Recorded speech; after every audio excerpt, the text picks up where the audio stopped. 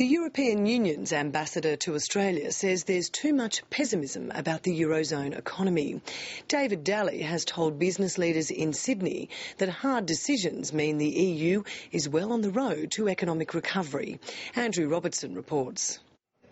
The economic headlines in 2010 have been dominated by sovereign debt issues in Europe, which have seen countries like Greece teetering on the edge of economic collapse and one or two others not far behind.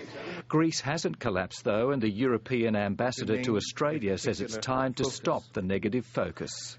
I'm reminded of that character from Australian poetry, a certain Mr. Hanrahan, who, no matter what the circumstances, would repeat, "We'll all be ruined before the year is out." Well, I reject such pessimism.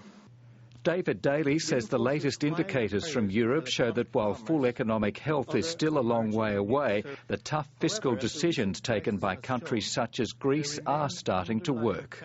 The European economy is bouncing back.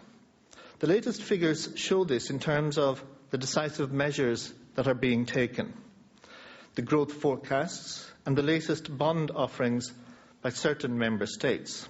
Despite the current focus on all things China, Europe remains Australia's biggest trading partner, and according to David Daly, Europe is also the biggest foreign investor in Australia, with that investment supporting 1.5 million jobs. Austrade chief economist Tim Harcourt supports the optimistic view about Europe, highlighting the strength of the German economy. And he points out it's mistaken to generalise about the problems still facing the EU. If you look very closely at the different economies, they're very different issues. The Irish and the Spanish have different issues in their banking system, whilst with Greece and with Portugal, they are more of a fiscal nature.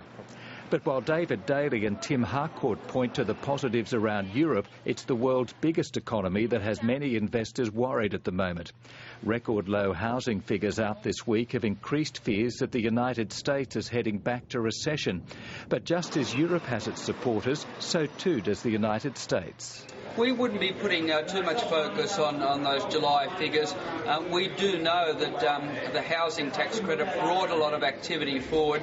There was always going to be a slump. It was always going to happen around about July. We'd want to see another month or two of data before we'd become too negative on not just the US economy, but particularly in terms of the housing sector. The latest reading on US economic growth will be released tomorrow, which is expected to show a slowdown in the June quarter. Craig James believes it's time for the US government to step in again with some more targeted stimulus, such as payroll tax cuts. While companies are doing well, they're making money, they're not employing. So we've got a job market which remains very, very weak. And if you're not employing people, consumers aren't spending, you don't get business income coming through, and you really take away momentum from the economy. Despite that, Craig James thinks there are enough good signs in the US economy, such as in the manufacturing and banking sectors, to be confident economic growth will pick up in coming quarters.